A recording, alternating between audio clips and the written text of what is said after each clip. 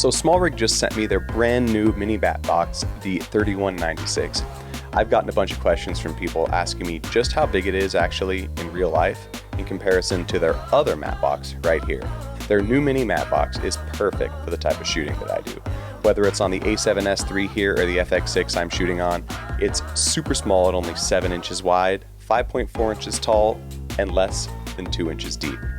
Their other lightweight mat box is the larger brother, the 2660, and it's actually much larger than its mini counterpart, coming in at 9 inches wide, 6.5 inches tall, and almost 3 inches deep.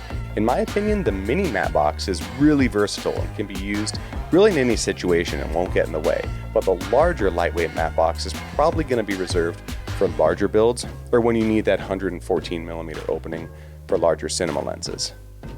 I hope that helps you make an informed decision.